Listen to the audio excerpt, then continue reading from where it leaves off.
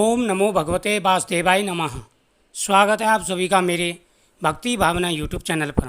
आज मैं आपको सावन पुत्रदा एकादशी का उपाय बताने वाला हूँ। यह एकादशी बड़ी एकादशी है। इस दिन भगवान विष्णु की पूजा करने से पुत्र प्राप्ति के योग बन जाते हैं। आज के दिन कौन कौन सी राशियाँ भाग्यशाली रहने वाली हैं, कौन कौन सी राशियों के योग अच्छे बन रहे हैं, साथ ही पुत्र प्राप्ति के लिए कौन कौन से उपाय करें, धन प्राप्ति के लिए कौन कौन से उपाय करें। दोस्तों, जिनको पुत्र प्राप्ति में परेशानी आ रही है, संतान का सुख नहीं मिल पा रहा है, या धन प्राप्ति में परेशानी आती है, या शरीर में कोई ना कोई परेशानी लगी रहती है, कोई ना कोई रोग लगा रहता है, तो आपको इस दिन 5 उपाय करने हैं। आज मैं आपको ऐसे ही उपाय बताने वाला हूँ। ये उपाय अगर आप करते हैं नियम से तो आपको अवश्य लाभ मिलेगा, आपकी मनोकामना पूरी होगी।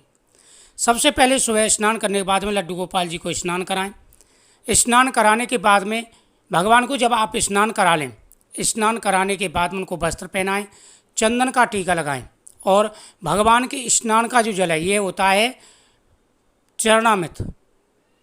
अकाल मृत्युहरम सर्वव्याधि विनाशनम विष्णु पातौदम पित्वा पुण्य जन्मना विदिते। जो व्यक्ति भगवान कृष्ण के स्नान का जो जल होता है उसे पान करता है, उसे पीता है, उसे मस्तक पर धारण करता है, उसकी सभी मनोकामनाएं पूरी हो जाती हैं और वह जन्म मरण के बंधन से मुक्त हो जाता है।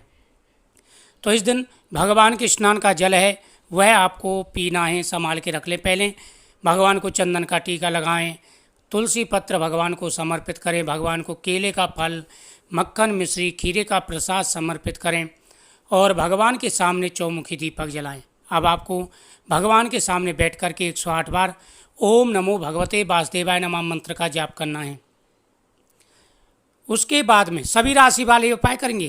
भाग्यशाली राशियों के बारे में भी जानकारी दूंगा। इस दिन कौन कौन सी राशियां हैं जो ज़्यादा भाग्यशाली रहने वाली हैं, विस्तार से पूरा वीडियो लास्ट तक वॉच करना है आपको। ये आपके काम की चीज़ है, आपका कार्य बनेगा, भगवान का आशीर्वाद प्राप्त होगा, आपकी मनोकामना पूरी होगी। यह साधारण से उपाय बताने वाला हूँ, लेकिन उपाय का प्रभाव बहुत ही ज़्यादा है। तो भगवान को तुलसी पत्र समर्पित करते समय आप सभी जानते हैं भगवान कृष्ण को तुलसी दल बेहद ही प्रिय है, तुलसी पत्र बेहद ही प्रिय है। तुलसी जी भगवान की प्रिय वस्तु में से यानी सबसे प्रिय है और माता लक्ष्मी का रूप भी माना जाता है तुलसी माता को। जिनके घर में तुलसी का पौधा होता है, जो महिलाएं तुलसी की पूजा करती हैं, उन्हें माता तुलसी पुत्र धन प्राप्ति की हर प्रकार की मनोकामना पूरी करते हैं। तो तुलसी माता के सामने दीपक जलाएं। इस दिन तुलसी जी को स्पर्श ना करें, ना ही तुलसी दल तोड़ा जाता है। तुलसी माता के सामने दीपक जलाना है और फिर तुलसी पत्र भगवान को समर्पित करते समय कृष्णाय वासुदेवाय हरि परमात्मे प्रणतः क्लेशनाशाय गोविंदाय नमः। फिर पुत्रदा एकादशी की कथा का श्रवण करेंगे। भगवान के सामने दीपक जला के संकल्प करेंगे कि प्रभु मैं और मेरी पत्नी ये एकादशी का व्रत रख रहे हैं पुत्र प्राप्ति के लिए। और आप अपना नाम उच्चारण करेंगे, गोत्रोच्चारण करेंगे, अपनी इच्छा बोलेंगे, प्रभु मेरी पुत्र की मनोकामना पूरी हो, या धन की कर रहे हैं तो धन की मनोकामना पूरी हो। प्राचीन समय की बात है, महिविजित नाम का एक राजा था। ये कथा सुनेंगे आप जो मैं सुनाने वाला हूँ। फिर आपको उपाय बताऊंगा, राशियों की जानकारी दूंगा। शॉर्ट में मैं आपको कथा सुना देता हूँ, ये आपको जरूर सुनिए। महिजित नाम का राजा था, महेशवती नगरी का वो राजा था।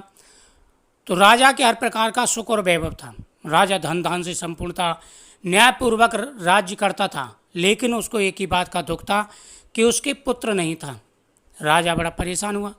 राजा ने अनेकों प्रकार के यज्ञ अनुष्ठान किए, लेकिन कोई लाभ नहीं, क्योंकि संतान का सुख उसे नहीं मिला। कहते हैं कि पुत्र भी अपने कर्मों के द्वारा ही प्राप्त होता है। अब राजा बड़ा बेचैन हुआ। राजा ने सभी मंत्रियों को बुलाया, अपने सभासदों को बुलाया और कहा कि ये सभासदों, ब्राह्मणों, मैं सभी से एक निवेदन करना चाहता हूँ भाई, कि मैंने कभी भी अन्याय से धन नहीं जुटाया है, ना ही मैंने प्रजा को कभी कष्ट दिया है, लेकिन मैं क्या करूँ, मेरे तो पुत्र नहीं है, और जब पुत्र नहीं है तो मेरी भी मुक्ति कैसे होगी। अब तुम सभी कोई ऐसा प्रयत्न करो जिससे मुझे संतान का सुख प्राप्त हो। किसी भी ऋषि मुनि से या किसी से भी पूछ करके आप बताइए।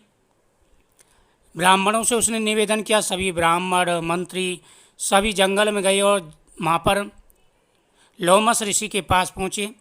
लोमस ऋषि से प्रार्थना की तो लोमस ऋषि ने कहा कि हे प्रजाजनों, देखो पुत्रदा एकादशी आने वाली है आज से 2 दिन बाद, और आप जाकर के राजा से कहो कि हे राजन, अगर तुम्हें पुत्र की कामना है, क्योंकि पिछला कर्म ऐसा था राजा को जिसकी वजह से उनको पुत्र की प्राप्ति नहीं हो रही इस जन्म में, क्योंकि पिछले जन्म में उन्होंने दोष लगा था, गौ माता को उन्होंने पानी नहीं पीने दिया था। प्यासी गौ माता गर्मियों के मौसम में तालाब पर पानी पी रही थी, तो राजा ने पानी पीते हुए गौ को हटा दिया था और खुद पानी पीने लगा।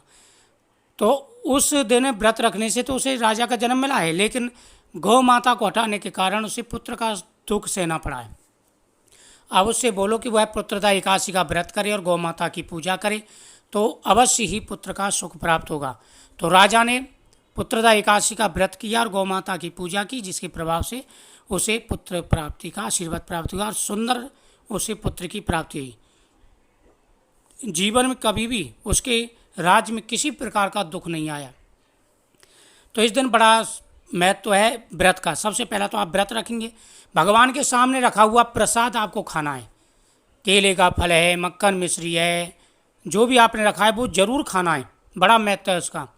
गौ माता की पूजा, एकादशी के दिन गौ माता की पूजा का बड़ा महत्व है। आपको गौ माता का इस दिन पूजन जरूर करना है, इससे आपकी मनोकामना पूरी होगी। गौ माता को वस्त्र उड़ा करके आएँ, गौ माता को गुड़ फल खिलाएं, इससे गौ माता का आशीर्वाद प्राप्त होगा और आपकी मनोकामना पूरी होगी, क्योंकि गौ माता का पूजन करने से भगवान प्रसन्न हो जाते हैं। तीसरा, इस दिन भगवान शिव का पूजन करना है आपको।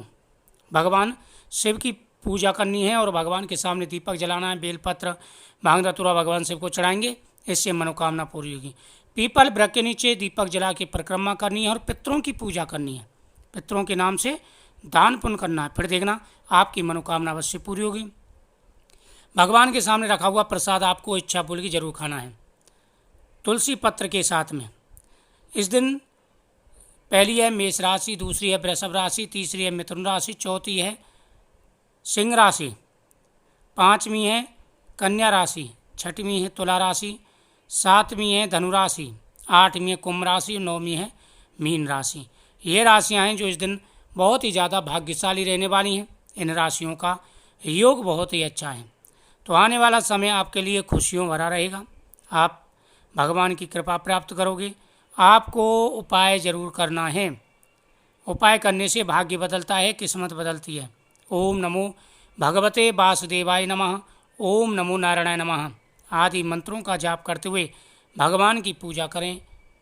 आपकी प्रत्येक मनोरथ पूरे होंगे और आशीर्वाद प्राप्त होगा। तो इस वीडियो को ज़्यादा से ज़्यादा शेयर करें, चैनल को सब्सक्राइब करें, कमेंट में ओम नमः शिवाय जय महाकाल जरूर लिखें। महाकाल भोलेनाथ आपकी प्रत्येक मनोकामना पूरी करेंगे। ओम नमः शिवाय, हर हर महादेव।